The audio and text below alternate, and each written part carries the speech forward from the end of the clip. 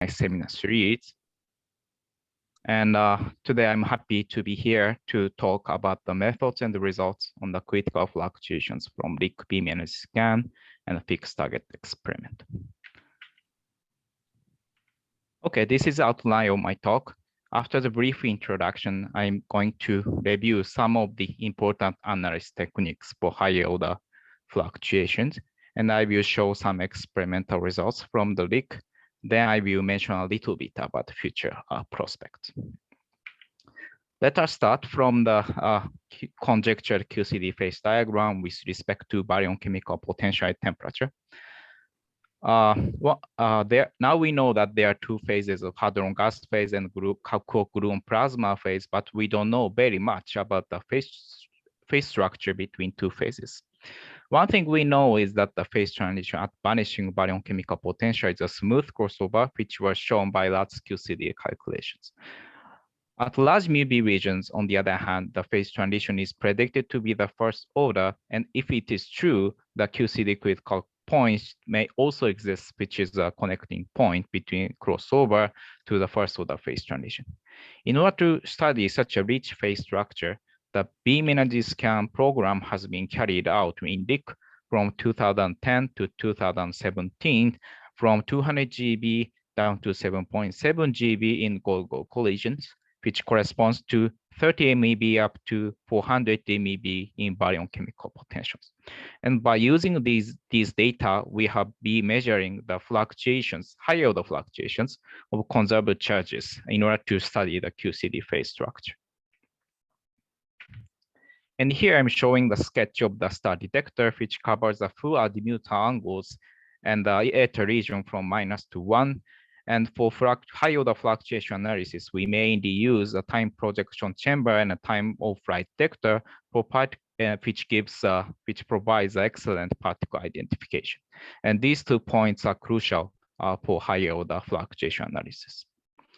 We can also perform the fixed target experiment by locating the target material at the entrance of the TPC, where the value of the baryon chemical potential has been extended up to 750 MeV at 3 GeV collisions.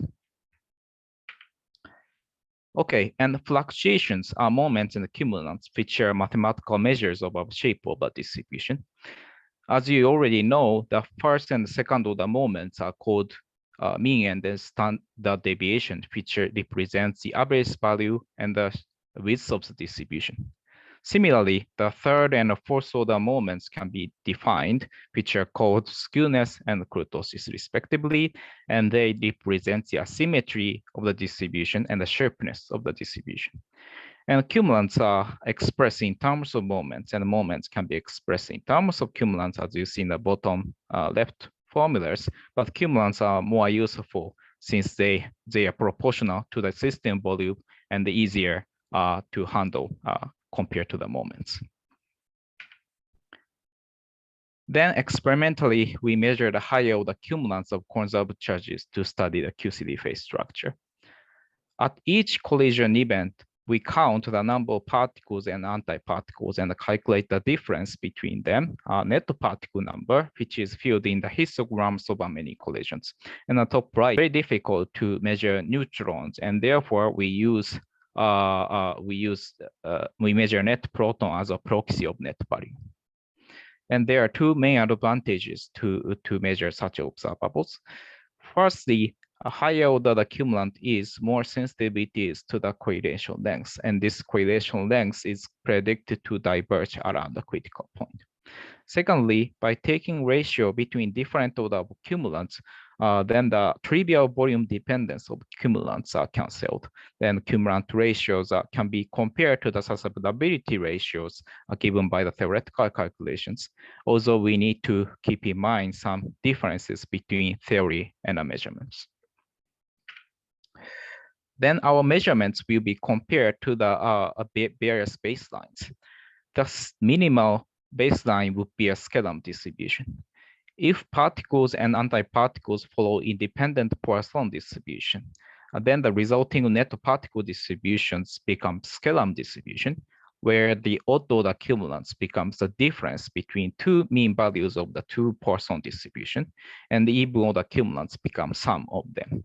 And therefore, the cumulant ratios between odd orders or the even orders become always unity. It is also important to compare the measurements with a non-critical baseline, incorporating volume fluctuation, then baryon number conservation, and so on, that I will be mentioning a little bit in the later part of this presentation. Okay, here I'm summarizing the two signatures to probe the QCD phase structure. For critical point search, we look for the non-monotonic beam energy dependence of the net-baryon high order fluctuation, high order cumulant ratios with respect to the baseline, having a dip and a peak structure around the critical point. Further high order cumulants like C5 and C6 are expected to be more sensitive to the QCD phase structure, and they are predicted to be negative around the near the phase transition temperature. And therefore, we look for the sign change of C5 and C6 to probe the QCD phase boundary. And here I'm showing the event-by-event net-proton multiplicity distributions measured in gold-gold most center collisions at beam energy scan 1 various energies. And we see that the average value of the distribution increases with decreasing the collision energies, which is because the production of antiprotons is much less in the lower collision energies compared to the higher collision energies, which leads to the larger average value in the lower collision energies. But actually, we don't focus on the average value itself, but we rather focus on the precise structure at the tail of the distribution through the measurements of the high order cumulants. And more importantly, these are the low distributions which cannot be directly used for cumulant calculations, since they suffer from various experimental artifacts that we have to take into account. And here I listed some of the important issues and related papers for higher order cumulant analysis. And I apologize that not all important studies are listed here, but I'm going to, I would like to review some of them, like detector efficiency, initial volume fluctuation, and pileup events in the following slides. And we'll discuss how we overcame these issues at RHIC measurements and what is the remaining issues for the high order fluctuation analysis. Okay, let us start from the detector efficiency correction that I think is the most important issue for the high order cumulant analysis. Of course, our detectors are not perfect, so we miss some particles with finite probability called efficiency. And therefore, the multiplicity distribution that we can measure in the experiments are quite different from true one for the generated particles. And therefore, the measured cumulants have to be corrected for detector efficiency. One can imagine that the average value of the distribution can be easily collected by dividing the average value by the detector efficiency. But it is known that corrections of higher order cumulants depend on the distribution of the efficiency itself. And the simplest scenario would be that efficiency follows the binomial distribution, as you see in the left-hand side. And under this assumption, the relation between measured factorial moments and the true factorial moments can be written in a simple form via the detector efficiencies. And therefore, the efficiency correction can be performed based on the factorial moments. Then factorial moments can be converted to the cumulants. And here you see the collection formulas up to the fourth order cumulant. For the case of 1+1 efficiency bins, that means one efficiency value for particles and the other one efficiency values for antiparticles. Experimentally, the efficiency depends on the acceptance, and the bottom left shows one example of the proton efficiency as a function of PT. At the start experiment, we applied the different PI particle identification depending on the PT region, which leads to the step-like function of the proton efficiency, as you see in the red diamonds. And therefore, for efficiency correction, we first divide the PT region into two efficiency bins. The one is from 0.4 to 0.8 GB and the other is from 0.8 to 2 GB. Then we calculate the average efficiency at each efficiency bins by applying the proper weights taken from the corrected PT spectrum. Then we have the 2+2 efficiency bins. Two is for proton and the other 2 is for antiprotons, which needs to be properly taken into account in the correction formulas as you see in the middle. And we see that these formulas is much longer than the previous one for 1+1 efficiency bins. And actually the number of terms to be computed in the efficiency corrections drastically increases with increasing the number of efficiency bins. That means that if the calculations for efficiency correction will not finish if we try to increase the efficiency bins for a precise efficiency correction. And actually, when we started the analysis of the 6-order cumulants, we noticed that it will take more than 1 year by using more than 1,000 CPUs to apply efficiency correction for 6-order cumulants for 200 GB data. To solve these issues, the more efficient formulas have been developed based on the factorial cumulants instead of the factorial moments, as you see in the left-hand side, which do not depend on the number of efficiency bins. And we have successfully reduced the calculation cost by a factor of 100 for the case of 8 efficiency bins. And these formulas have been further extended to incorporate the efficiency for track by track.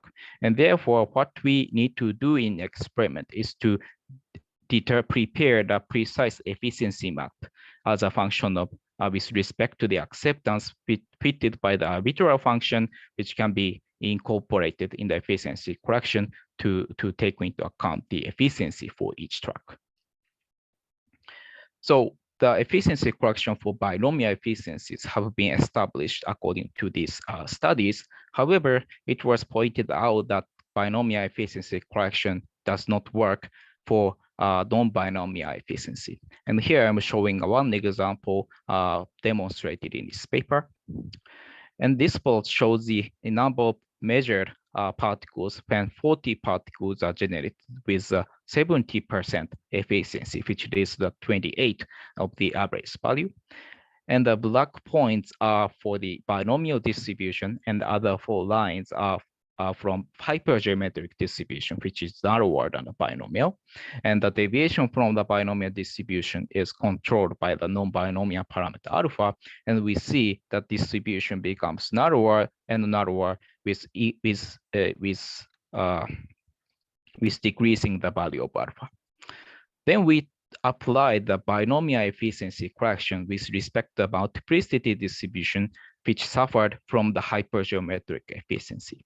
And the results are shown in this table.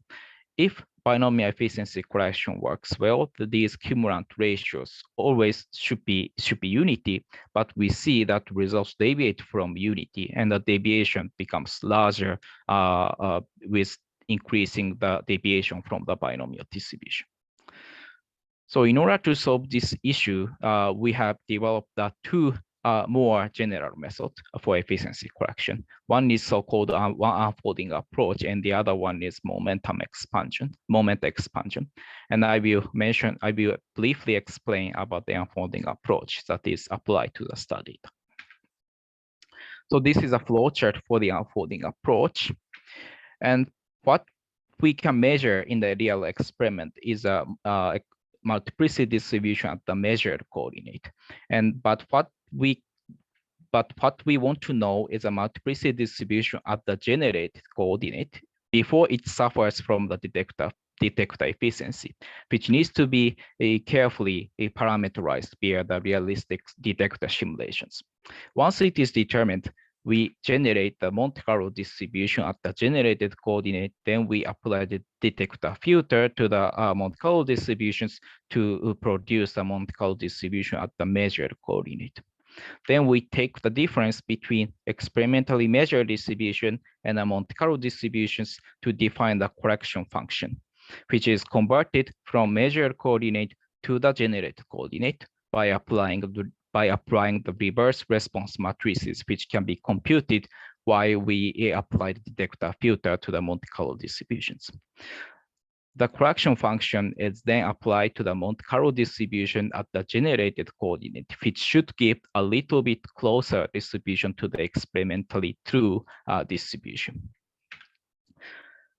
By repeating this procedure, the Monte Carlo distribution is always compared to the experimentally measured distribution, and therefore the Monte Carlo distribution at generated coordinate should become close enough to the experimentally true distribution after substantial iterations. And most importantly, this unfolding approach does not depend on the detector filter, which can be any distributions, as long as it is carefully determined in the via the realistic detector simulations, so it reproduces the real experiments. And here I'm showing some plots taken from the Monte Carlo closure test demonstrated in this paper to reconstruct the critical correlations between particles and antiparticles. And the bottom is a corresponding net particle distribution. And we see that starting from the Poisson distribution for particles and antiparticles, the two-dimensional correlation is modified a little bit. Then finally, after the substantial iterations, we have successfully reconstructed the critical correlations that we see in the experimentally true distributions. This can be also seen in the top 4 panels for C4 and C1 to C4 as a function of iterations. And we see that cumulant values converges to the experimentally true values shown in the red bands after substantial iterations. So now we have a method, general method to correct for the non-binomial efficiency. So what we need to do is to parameterize a detector filter for the star detector. In order to study the detector efficiency distribution, we need to know the number of generated particles, but of course, this cannot be directly obtained from the real experiment.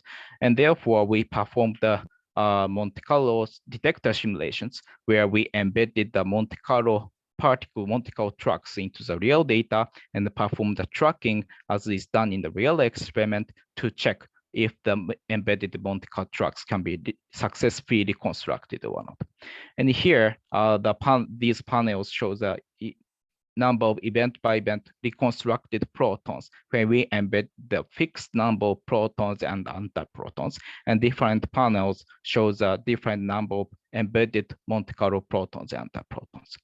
And with respect to the efficiency distributions, we perform the fit to the by using binomial distribution shown in the red, and corresponding ratio plot shows that indicates that the efficiency distribution is broader than the binomial distribution. And we also eventually found that these efficiency distributions can be well described by the beta binomial distribution at 200 GeV most center collisions. And by repeating this binomial fit with respect to the different number of embedded tracks, we have constructed the response matrices, 4-dimensional response matrices between for protons and antiprotons for between generated and measured coordinate, which has been applied to the unfolding approach to correct for the beta binomial efficiency. And here, the left-hand side shows the unfolded net-proton distributions, and the black circles are unfolded with a binomial efficiency, and the other 3 are unfolded with beta binomial efficiencies, having different non-binomial parameter. And since the beta binomial is broader than binomial, and therefore the unfolded distribution is narrower than the binomial distribution for beta binomial. And we calculate the cumulants for these unfolded distribution, and the right-hand side shows the results on the cumulant ratios at 200 GeV most center collisions, and different points, different markers show the results from the different efficiency collection and different different efficiency distribution. And we see that the results on the C4/C2 are consistent for different efficiency correction, different efficiency distributions, and therefore within statistical. And therefore, we finally concluded that the efficiency distribution of the star detector is close enough to the binomial distributions within the current statistical significance, even in a CBS situation in terms of the multiplicity at 200 GeV most central collisions. Okay, let us then move to the second one for the analysis technique, which is initial volume fluctuation. That I think is the most difficult issue for higher order cumulant measurements in higher order in the heavy ion collisions. As you already know, in heavy ion collisions, the initial geometry like impact parameter and number of participant nucleons and the final state variables like particle multiplicity are not one-to-one corresponding, which is referred to as the initial volume fluctuation. In the left-hand side shows the correlation between particle multiplicity and number of participant nucleons taken from the URQMD calculations. And of course, we don't know number of participant nucleons in the real experimental data, and therefore we determine the centrality based on the multiplicity. And the right-hand side shows the corresponding n-part distributions for each centrality, where we see that n-part distribution has a finite width and overlapping with that from the other centralities. And this indicates that the cumulants that we can measure in the experiment include the n-part fluctuation on top of the true fluctuation that we want to measure for the particle production. So we need to consider how we can suppress this n-part fluctuation from the measurements.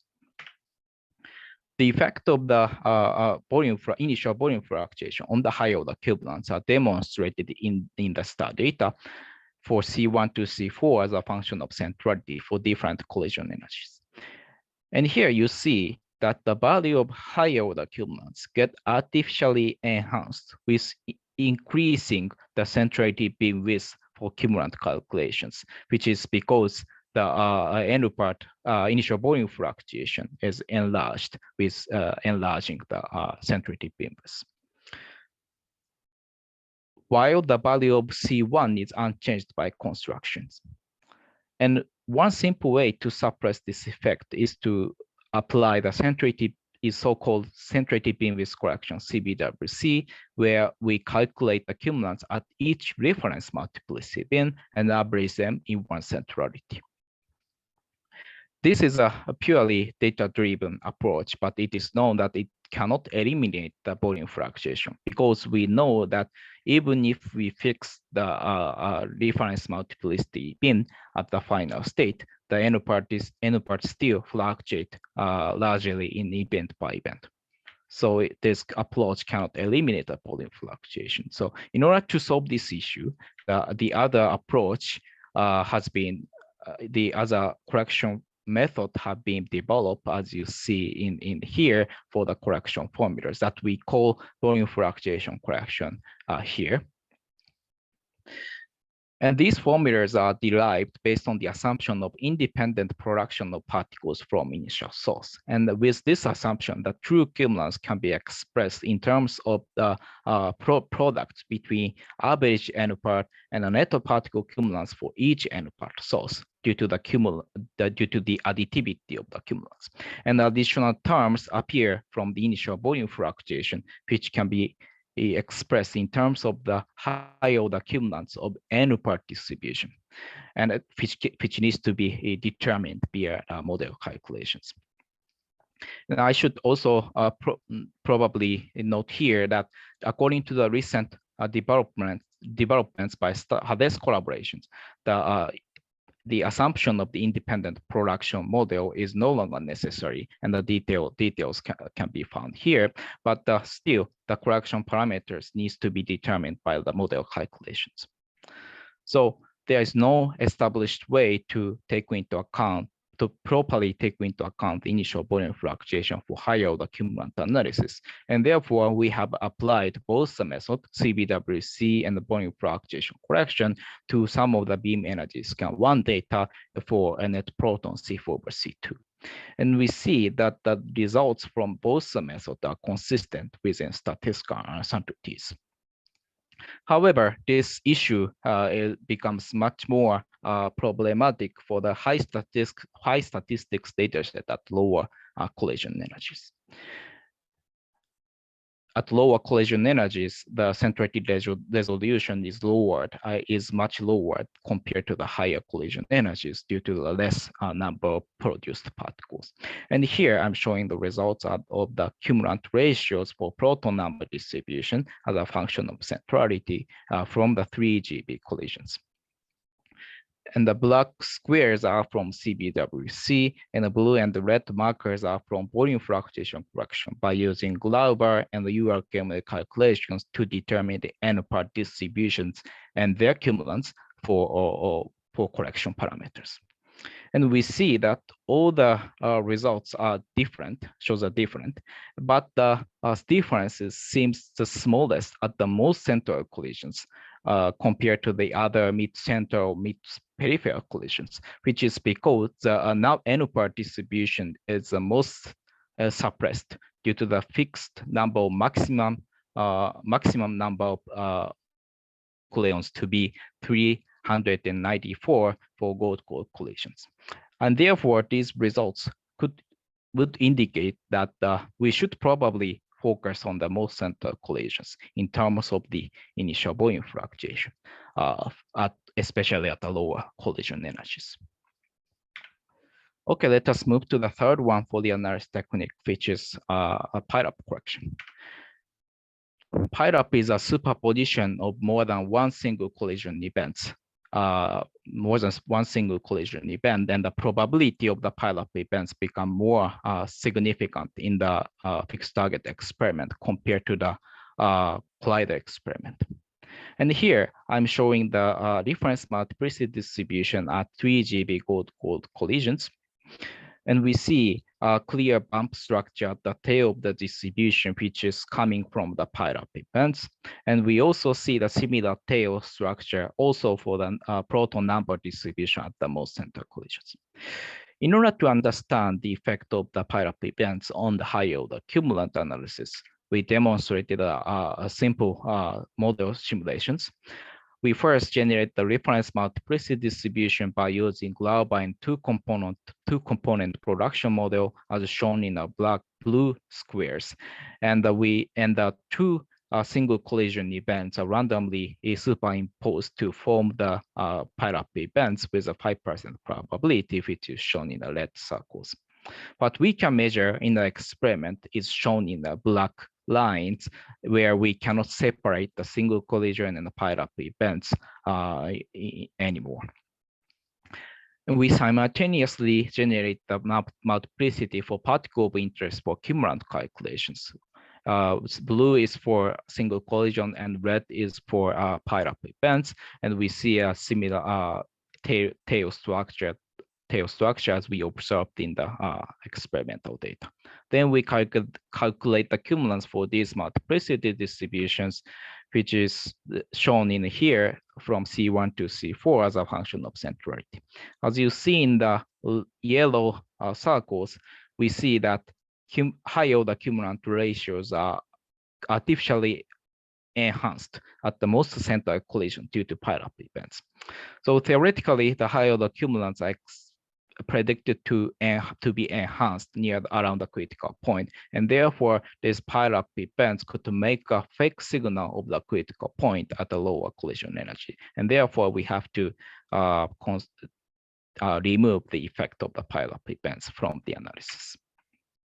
In order to solve this issue, we have developed the pileup corrections, and the correction formulas are shown in the left-hand side. And the correction matrix Wij is one example of the correction matrix is shown in the right-hand side, which can be constructed from the multiplicity distributions for single collision events. And based on the two-dimensional histogram, we see that pileup events are various superposition of sub-pileup events corresponding to each pin of the two-dimensional histogram. And therefore, the true moments can be recursively reconstructed from the lowest reference multiplicity pin and from the lowest order of the moments. Okay, so for pileup correction, we need to know the multiplicity distribution for single collision events, but we notice that it is not so an easy task for even in the URQMD calculations. Here, the black points are the pileup included multiplicity distributions from URQMD, and we try to fit the URQMD distribution by using Glauber and a two-component model, production model, which is shown in the red lines. And right-hand side is a difference between Glauber and URQMD, where we see a large difference between them that indicates that Glauber fit fails to describe the URQMD distributions. This will be because that the particle production mechanism implemented in URQMD is quite different from the two-component particle production model. That also indicates that it is not possible to extract the multiplicity distributions for single collision events from the pileup included distribution in real experiments. So in order to solve this issue, we have applied the unfolding approach to the reference multiplicity distributions. That is actually exactly the same methodology that we have applied for the efficiency correction. And here, the green line shows the unfolded distribution after 100 iterations.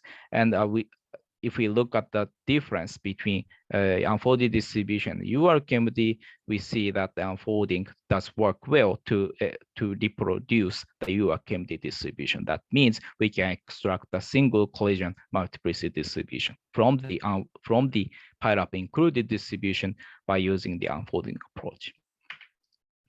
And here I'm showing the results, and the left-hand side, the black points are the data, including pileup real data, experimental data, including pileup events, and the magenta dotted lines are the unfolded distributions, and the blue and green are corresponding single collision and the pileup events.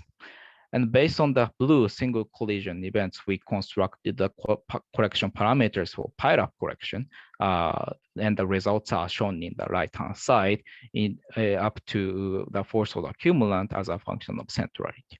And here we are comparing the results with and without pileup correction, and we see the larger differences in the higher order cumulants, and at the both as we expected from the model calculations. Okay, let us move to the experimental results. And here I would like to start from the net-proton results published in 2014. Here I'm showing C3 over C2, C4 over C2, and C3 over C2 normalized by the Skedam distribution as a function of the collision energies. Again, the minimal baseline is a Skedam distribution, assuming that protons and antiprotons follow the Poisson independent Poisson distribution. Then although the cumulants becomes difference between two mean values, and even though the cumulants become sum of them. And therefore, the statistical baseline for C3 over C2 depends on the mean value of the protons and antiprotons, which also depends on the collision energy, as you see in the dotted blue and red lines. And therefore, in order to look at the difference from the deviation from the statistical baseline, it would be easier to look at the C3 over C2 normalized by the Skedam distribution, as you see in the bottom panel. the scalar distributions, we see the larger deviation for the most center collisions compared to the peripheral collisions, having a small minima around the 20 GeV. This is also the case for the C4 over C2, having larger deviation from the unity compared to the third order fluctuation. So at that time, we didn't find any clear signal from the critical point, and the conclusion was that there could be something interesting around 20 GeV. We have also published high-order cumulants for net charge and net kaon distribution from beam energy scan 1 data. And left is for net charge, and the right one is for net kaon analysis from C2 from second to third, fourth order fluctuation. And unfortunately, we see that most of the ratios are consistent with a statistical baseline within very large statistical uncertainties compared to the net proton measurements.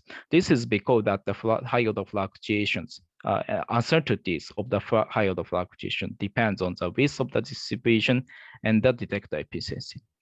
For the case of net charge, we measured inclusive charged particles, and therefore the net charge multiplicity distribution is much broader compared to the other identified particle distribution like net proton or net kaon, which leads to the huge statistical uncertainties.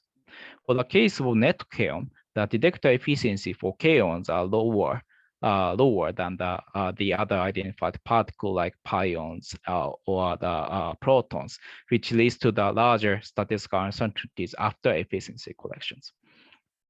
So in any case, we need more data to extract definitive physics messages from the net charge or net kaon measurements. And especially for net charge, we should continue this measurement because this is the only conserved charges that we can measure in the real experiment. For net kaon, it might be difficult to be a proxy of net strangeness because the lots of strangeness are carried by the strange baryons and mesons, which decay into the daughter particles and lose strangeness before hitting the detector. And I will be discussing a little bit about how to improve such measurements. Okay, so after the publication of net proton results in 2014, we noticed that PT acceptance is very important. And here, at that time, the PT acceptance for protons was from 0.4 to 0.8 GeV, but PT acceptance can be extended up to 2 GeV by using time of flight detector in addition to the time projection chamber at the high PT region. And we found that this extension of the PT coverage doubled the proton statistics. And this extension leads to the PT-dependent efficiency, which has been properly taken into account in the efficiency correction as we already discussed in earlier page. And here I'm showing the net proton C4 over C2 as a function of collision energies. If we look at the most centered collision, the red points are consistent with a statistical baseline at 200 GeV and decreases with decreasing the collision energy and show a minimum around 20 GeV and show enhancement at the lower collision energies. And importantly, this enhancement at lower collision energies cannot be reproduced by any non-critical baseline like QRQMD or hadron resonance gas canonical ensembles incorporating baryon number conservation, where the ratios should decrease with decreasing the collision energies.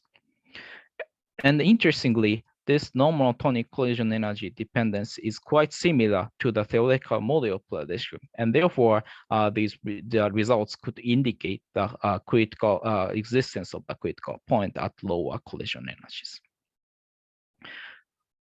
Of course, there are still a large statistical uncertainties which will be significantly reduced by the ongoing analysis on the beam energy scan phase 2 data. The projection is shown in the green bands.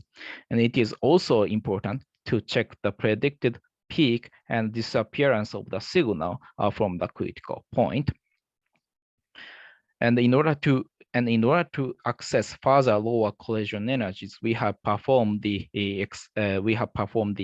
fixed target experiment at 3GP. And here I'm showing the updated plots for the proton or net proton C4/C2 as a function of collision energies. And two blue squares represent the two results from 2.4 GB from Hades collaboration, and the other one is from 3 GB, a fixed target experiment by the STAR collaboration. And we see that, and for these 2 points, we don't see any enhancement as we observed in the low collision energy in beam energy scan 1 data. And these two results are consistent with each other with the uncertainties. And importantly, the results at 3 GB can be reproduced by UL cumulative calculations where the baryon number conservation and hadronic interactions are dominated.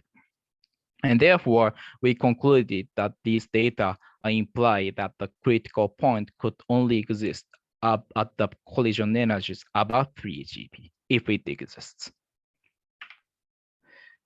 Okay, we have been also measuring the further higher order cumulants like C5 and C6, not for the critical point search, but for the crossover search. As I already mentioned at the beginning, the phase transition at vanished baryochemical potential is predicted to be was shown to be a crossover by large-scale CD, but actually there is no direct experimental evidence for this. Theoretically, the 6-order fluctuations of net-baryon and net-charge distributions are predicted to be negative around the phase transition temperature, which is also confirmed by the large-scale CD calculations. However, the measurements of the 6-order cumulants is very difficult since it has 100 times larger statistical uncertainties compared to the 4th order. And therefore, we had started this measurement from the high statistics datasets at 27, 54.4, and 200 GeP. And here I'm showing the published results on net-proton C6/C2 as a function of centrality for 27, 54.4, and 200 GeP. If we look at the results at 200 GB, the red points are progressively negative systematically from peripheral to central collisions, while such a systematic trend is not observed for 27 and 54.4 GB. And this systematic negative trend at 200 GB central collision is qualitatively consistent with the large-scale CD calculations. And therefore, these results could suggest a smooth crossover transition at top RHIC energy. We have been also measuring the collision energy dependence of C5/C1 and C6/C2. And here, the blue points are the preliminary results from net-proton C5 and C6 for 0 to 40% average centrality. And we see that deviation from 0 is within 2 sigma level. However, looking at the right-hand side, which shows collision energy dependence of 5th and 6th order fluctuations from large-scale CD calculation. Both the ratios show the negative sign and at the entire energy range and decreases with decreasing the collision energies. This trend is quite similar to what we have observed in the 6th order fluctuations, which could indicate that we are probing the QCD phase boundary over the wide range of the baryon chemical potential. We have been also measuring the high of the cumulants in isobaric collisions in zirconium, ruthenium collisions, which are compared with the PP and gold-gold collisions in terms of the charge particle multiplicity dependence on net-proton C4/C2, C5/C1, and C6/C2 at 200 GB collisions. We see that both the isobaric collisions are consistent within uncertainties, and the trend seems smoothly connect to the PP and the gold-gold collisions for charge particle multiplicity dependence, and all the ratios decrease with increasing the charge particle multiplicity and approaches to the large-scale CD calculation. And therefore, these results could imply that the created system approach the thermalized medium at high multiplicity distribution. Okay, let us then move to the future prospect, and I would like to comment a little bit on these 3 points. At RHIC from 2023 to 2025, the STAR collaboration is planning to collect huge data set up to 80.6 billion events, where the large statistical uncertainties of net-proton C6 measurements will be significantly reduced. And we hope to extract the more definitive physics messages on the crossover search. And this experiment could also help an ongoing challenge for the C7 and C8. And for critical point search, as I already mentioned, the large statistical uncertainties below 20 GB from beam energy scan 1 data will be significantly reduced by the beam energy scan phase 2 data. And the projection is shown in the green bands. And it is also important to check the predicted peak and the disappearance of the signal, which will be precisely studied by the future programs at CBM at FAIR and PD at NICA, here and JPAC High. And I would like to comment on the effect of the PT acceptance cut for a future analysis. As I already discussed in earlier page, the PT acceptance is very important for a higher order cumulant analysis, which has been extended up to 2 GB for net-proton analysis. However, according to the blast wave fit to the gold 200 GB PT spectra,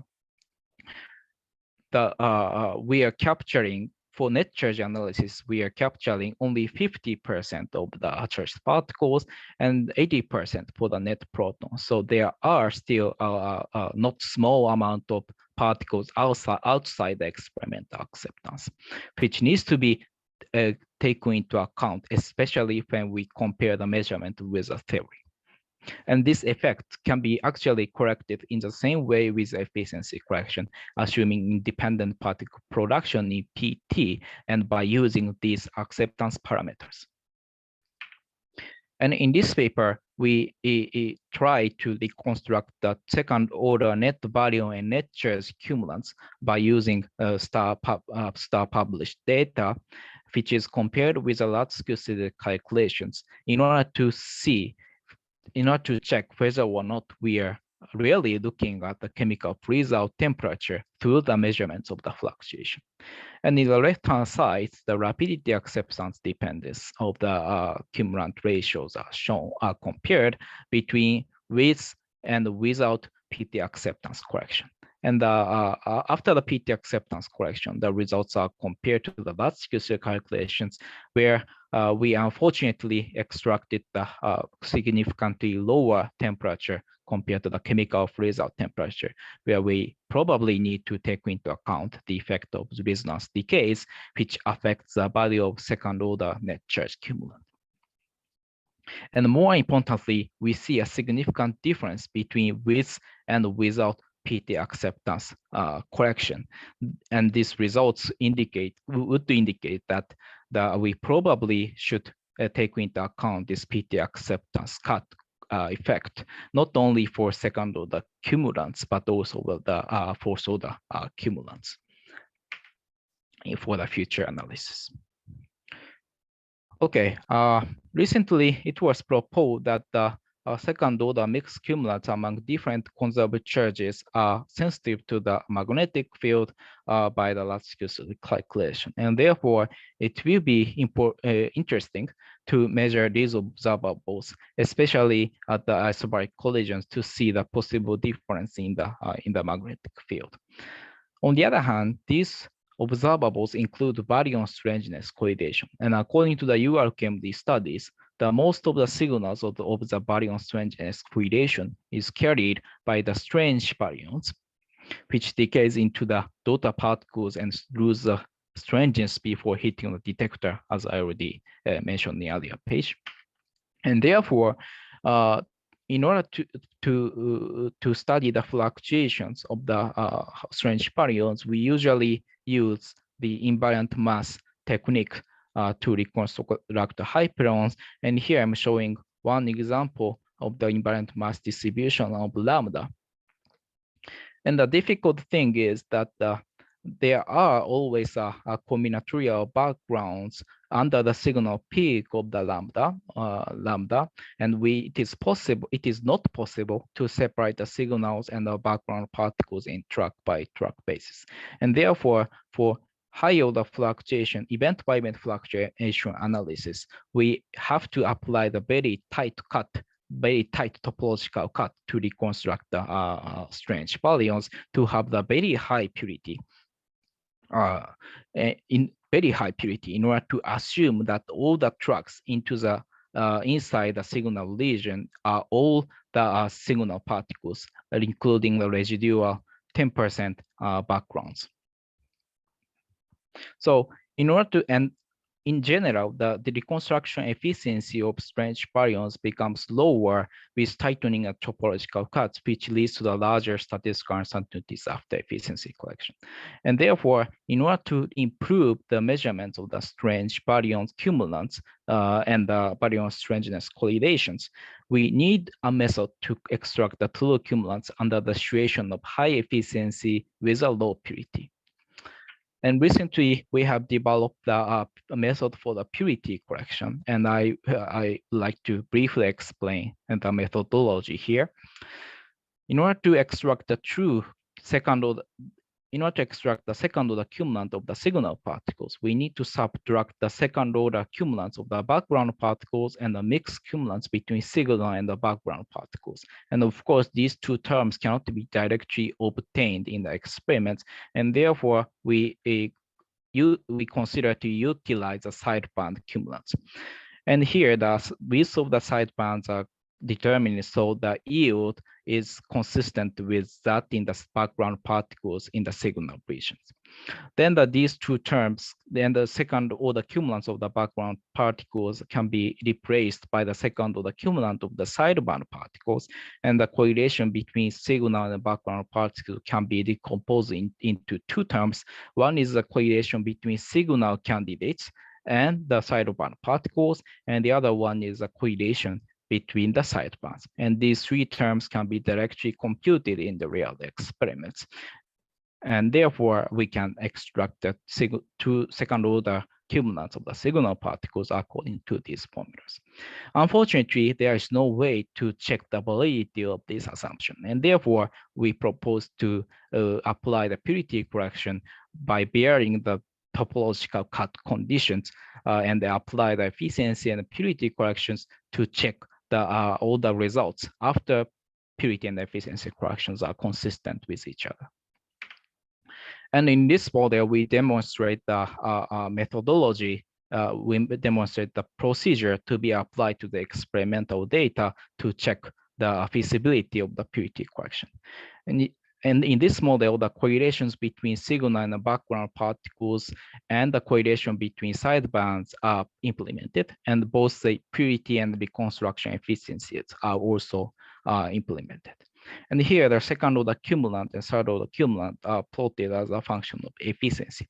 And purity is also implemented, so it is anti-correlated with efficiency, and therefore the x-axis would correspond to the different topological cuts in the real experiment. And if you look at the red stars, which is results after purity and efficiency correction, we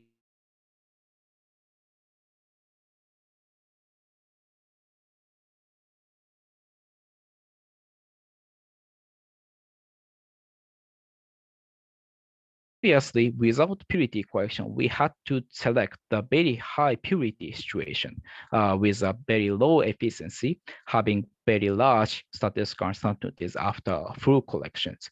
But with purity correction, we can select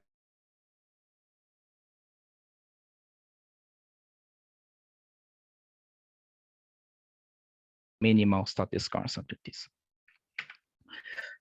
Okay, let me summarize this talk, and some interesting hints on the QCD critical point, crossover, and the phase boundary have been obtained through the measurements of the high order cumulants of net proton distributions. And we stay tuned for the precise measurements from beam energy scan phase 2. And BRS issues needs to be carefully taken into account for the precise measurements for higher fluctuation. The residual issue would be, I think, as initial volume fluctuation that the community need to pay attention to develop a ultimate solution on this. And the high PL number cumulants can be improved with a purity correction, which might help to gain the signal of the net strangeness or net-baryon measurements, as well as baryon strangeness correlation. Okay, that's all from my side, and thank you very much for your attention.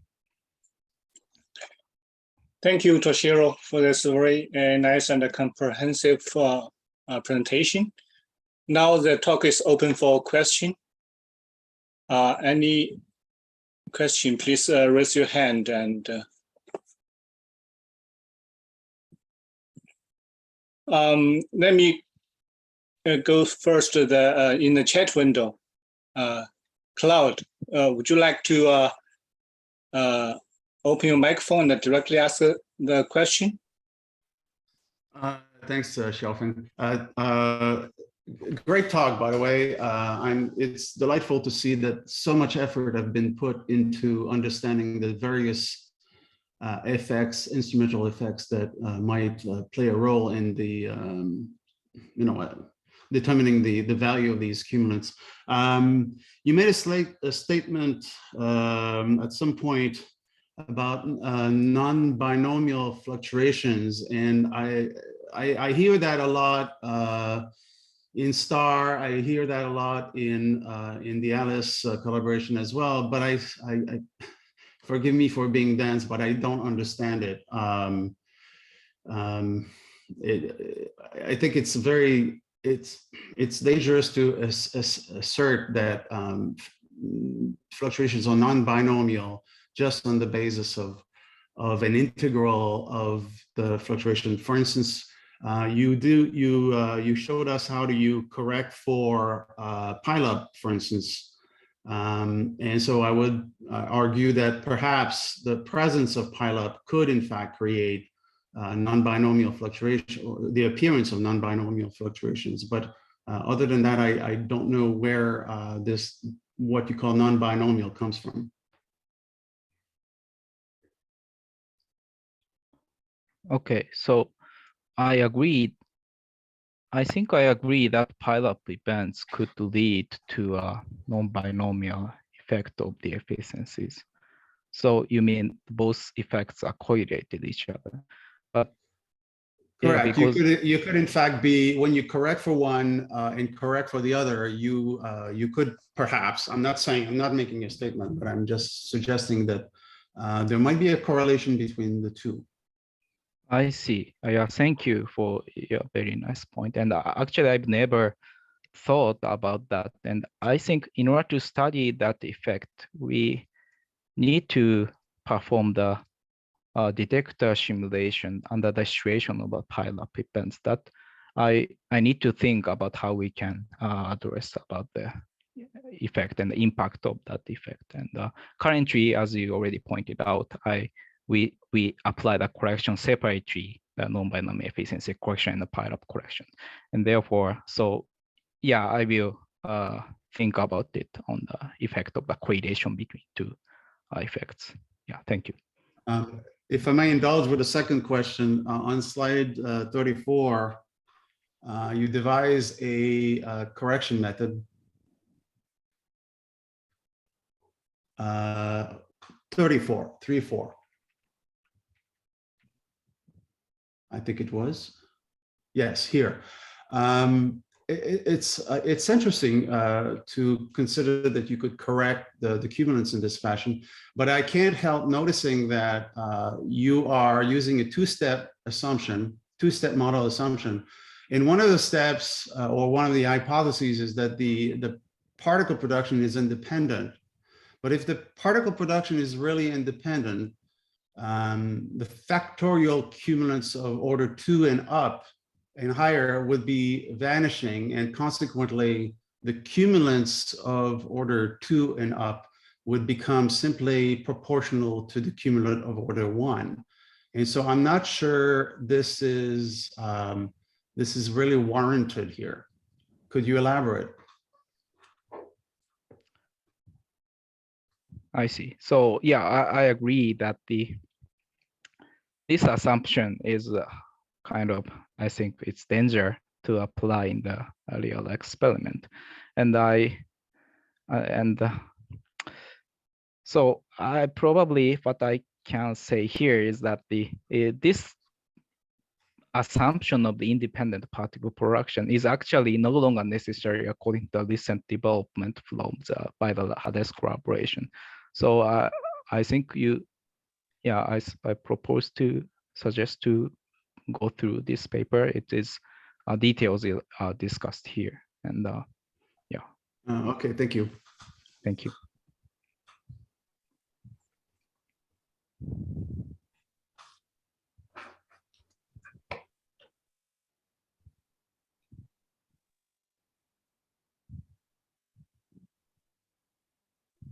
Phone, you are muted. Oh, sorry. So next question, Edward. Yeah, please go ahead. Yeah, I just a comment that kurtosis, for example, is given by a diagram in which 4 nucleons interact with each other. And if there is a critical fluctuation and larger correlation length, this is why this kurtosis appears near critical point. But not only global kurtosis, which was discussed in the talk, is important. There's correlation of 4 nucleons lead to some preclustering, and that leads to different production of light hadrons, light nuclei, like tritium, deuterium, helium. So different ratios of them also show interesting dips and hint to something around 20 G or maybe between 3 and 7, because there is change in this observers. This is the same physical, the same basic physics in all of them. So it was not mentioned. I'm saying that in principle, this is another way to approach the same physics as kurtosis. Yeah, thank you for your comment. And the analysis, yeah, ongoing in the star experiment, I think, yeah. Yeah, yes. Edward, maybe for your information that we have a paper under the collaboration review about this triton production and also the yield ratio that you mentioned that in the Beamer scan that, yeah, hopefully will be released by the collaboration soon. Yeah. Thank you. Yeah. Okay. Any more questions for Toshihiro? Rita has in the chat box. Oh, sorry. Rita, please ask directly. Yes. I think you showed that the C2, C4 over C2 tends to negative at the 3 GeV. This one is consistent with the URQMD prediction, right? I'm wondering, is there any direct explanation why it turns to negative at the 3 GeV? I see. Direct explanation. Okay. Actually, I've never calculated. I've never looked at the plots, but I'm wondering the cumulant ratios can be negative. Can be negative by only the effect from the baryon number conservation, but that I've never checked. But that is one possibility, that the baryon number conservation effect can drive the negative sign of the cumulant ratios. Okay, thank you. I have another question. I'm wondering whether other observables also consistent with the URQMD calculation at the 3 GeV, or can we think that this fixed target is fixed target results at 3 GeV indicates that the matter created there already hadronic matter, purely hadronic matter. I see. So yeah, other measurements like net-baryon or net-charge, yeah, that I think will be performed in the star collaboration as well, as you said, to check this consistency with your KMD calculation. Can be also seen in the other measurement. Yeah, thank you. Thank you. Yeah. Nu, you have comments? A few comments actually, and one. Huichao's first question, this negative, I think it's still, Toshihiro, you forget, in the long paper, we do have that point. If this negative part is still, I think, due to the conversion from measured multiplicity to number of participants. If we just calculate in the same model, just fix the number of participants, this value is 0. In terms of the baryon number conservation, in my view, we can never reach to a negative value. Maximum is 0. You observe everything and all the correlation is canceled. So that should be clarified. Okay. So another one is which I'll ask other evidence from collectivity measurement of hadrons and the light nuclei. URKMD at 3 GeV reproduced, or even quantitative, not qualitative. From the strangeness measurement, for example, phi over k minus ratio, URKMD also consistent. So that, I think it's very clear evidence that 3 GeV is hadronic. I hope Huichao will be happy with this conclusion. Yes, thank you. Thank you very much. Yeah. I have a question, a comment on slide 34, maybe 36. So I think all these model dependent corrections for initial volume, we should try to, actually, I would say we should abandon.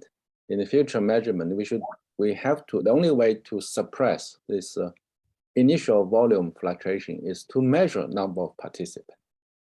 In the directly measure that, there's no way out, especially at low energy, because of the initial fluctuation give us all this uncertainty. At high energy, this is not an issue, but at low energy is a serious issue. So yeah, that's yeah. Yeah, I agree. No, thank you. Thank you. Very nice talk. Yeah. Thank you. Any more question? For Toshihiro? Any chat in the chat? Well, if I may make another comment about Edward, the light and nuclear, we don't need to mislead Edward. We don't see the clear ups and downs as the high fourth order high moment. Yeah, we'll see. I would say, yeah, we see smooth, so we don't understand, of course, what is. So for light and nuclear, that's one complication is binding energy, right? It's a little bit different from this fourth order correlation. Unless you think it's small enough. Right, Edward? Well, I haven't seen the points. Let's see the points.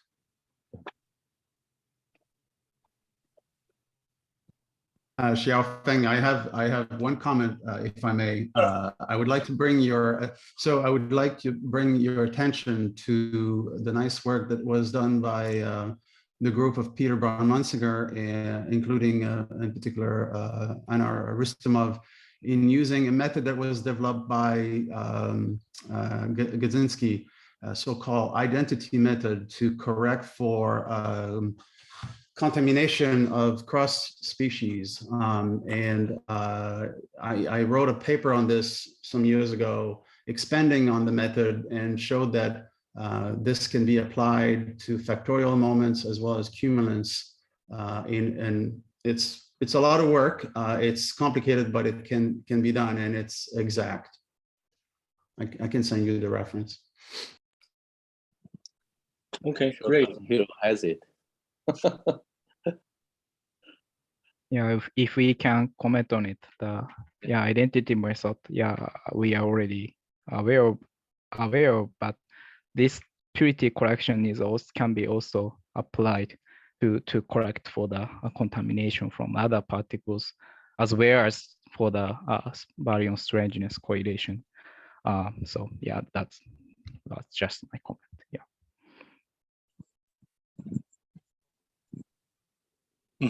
Yeah. Okay. Thank you, Claude, for let us know. Any more question or comment? The last call. Okay. Thank you. I think that's all for today. I think Toshihiro, thank you for the very nice talk, and also thank you for joining this seminar. Yeah, I think that's all for today, and see you next week. Yeah. Goodbye. Thank you. Bye. Thank you all. Bye bye.